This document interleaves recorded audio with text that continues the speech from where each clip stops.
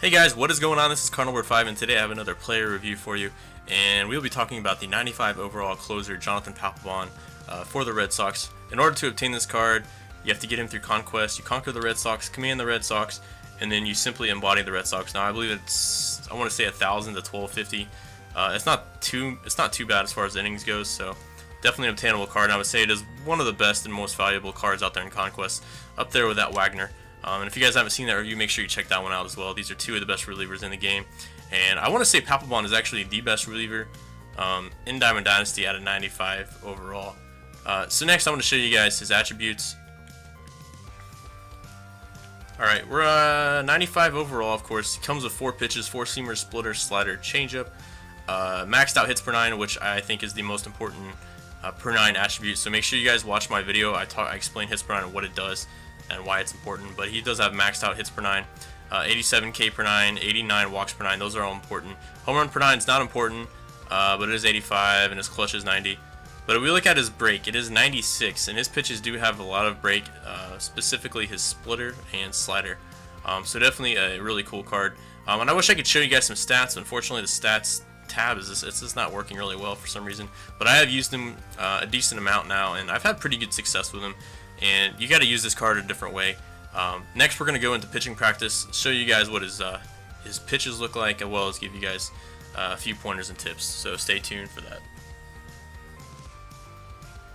Hey guys, what is going on? We are at some pitching practice here with Jonathan Papelbon. And again, we're going to use the strike zone cam, just because I feel like it shows you the best break for each of these pitches. Now, the difficult thing about transitioning one of these current flashback players to offline is I don't know the exact attributes on his individual pitches, but I try to do my best. So it might not be an absolute, but I'm pretty confident that I nailed him pretty accurately with these attributes. Now I know this Papelbon, he can throw up to like 95, 96. As you can see right there, it's 95. He's not a guy that's going to touch like 98, 99. He's mainly going to get you 94 to 96 mile an hour. But yeah, his fastball, it doesn't move much. It's pretty much straight. It might tail in a little bit, but as you can see right here, it pretty much just goes straight. Next pitch we're going to show you is his slider. Now, it does have pretty good break to it, and it's a slower slider. It's in the low 80s. It's not a hard slider, so it can, not only will it fool your opponents, but it will get them out in front as well. So a really good slider. And as you can see, if you started about right in the middle, it'd break this much. Pretty much just straight across, dips down a little bit. Nothing too crazy. Now we're going to go to his best pitch, in my opinion, and one of the best pitches in the game, and that is his split-figure fastball. Now I know his break is nearly maxed out, if not maxed out, for his splitter. But if you start it in the middle, it's hard to get it there. It breaks that much. It's almost like a little curveball. Look at that. Start it in the middle, bam. So you could just imagine throwing this thing low in the zone. You're going to get a lot of swings and misses, and just by facing Papelbon, it's one of the most difficult pitches to pick up in this game. I believe his split finger is just completely nasty. We'll show you his changeup too. You're asking yourself, why does he have a changeup in his splitter? Well, there are different pitches, but you can see his changeup doesn't break nearly as much. It kind of just dives down, puts a little more backspin on the pitch, and it is a little bit slower. It's going to come in at about 80, I would say 83, 84 mile an hour. His splitter is going to be anywhere from 86, 87, 88. It's going to be a little bit harder.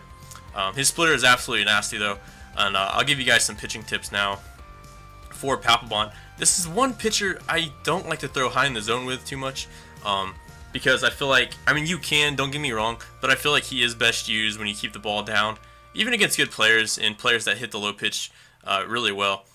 So I do like to establish that fastball low in the zone. Definitely makes a lot of sense, especially righty on righty. You can, you can start middle in here. You can start low and in. It's a really good pitch, low and in, even low and away, and just establish that fastball. And of course, every now and then, test them high and in. Don't be afraid to throw that as well. Now, keep in mind, if you are going to throw high in the zone, if you guys been watching my pitching tips videos, make sure you use your slider to offset that pitch and to set it up. If you're just throwing high in the zone and you're only throwing your slider down, it's not going to work too well. So make sure you do throw sliders about in this area if you want to throw a couple high fastballs. Of course, keep in mind those pitches can be hung and have a higher risk of being just crushed and hit out of the ballpark. So choose accordingly when you want to throw these. Against really good players, they're going to be looking for the high end pitch, so it might be a good pitch try that high and away slider. And we also have, of course, and I don't recommend to throw this very often, but if you do establish a high fastball, something you can also do is splitters, you know, medium inside or medium away, because it's going to look like high fastballs coming in. Like I said, it's going to look like it's coming down right here, and then it's just going to break all the way down here. So this can be really good pitches to use. Again, just be really careful when throwing them. They do lose a little bit of break when you throw them higher in the zone. So those are just some ideas to throw at you guys, especially when facing really good players and you're trying to mix it up. But mainly, you guys want to pound the lower part of the strike zone with him, establish that fastball. You know, recognize your opponent's tendencies. If he's swinging early in the count looking fastball, I would just pump splitters and sliders all day until my opponent finally adjusts. And that splitter is just absolutely dirty. He's going to be swinging it. And once they finally start to lay off, this is when you throw that, you know, low fastball, and they're going to be looking at it a lot. It's such a hard pitch to lay off. You almost just have to tell yourself not to swing, and that's when that fastball will fool them. Of course, when you throw that low and in fastball or that medium in fastball, the slider low and away works really well. So if you start the fastball middle in here, that's a really good pitch too. But what you can do also is throw that slider low and away. Now we actually have a lefty, and I'll give you guys a few tips too against lefties. You don't want to throw your slider as much, and if you do, I would recommend using the slider more as a backdoor. You can throw it inside and on the hands, and it's decent pitch. But yeah, his slider, you got to be really careful when throwing it in, because it's not a hard slider, it's not a fast slider. It is slower. So if you do want to throw it in, I would recommend keeping it down about right in here, and that's the only thing I would recommend. Anything else, like right there, I hung it. As you can see right there, I missed my spot, but the good thing about that is it went down here and not up in this area. So sometimes I like to throw sliders about right in here, but don't do that with Papelbon, too risky. Just keep them down and in. Those are really good pitches. But of course, your main pitch, your bread and butter against lefties, is still going to be that splitter. You know, just keep it down, throw it under the strike zone. Heck, you can even throw it for strikes. And then of course, a really good pitch too is a fastball, medium away, low and away. Papelbon's a really basic pitcher to pitch with. You don't have to get really too crazy or anything with him. I also forgot to mention you can try a pitch like this, a slider on the front door against the righty. Those can work well as too. Also, let's talk about the changeup a little bit and when to mix that in.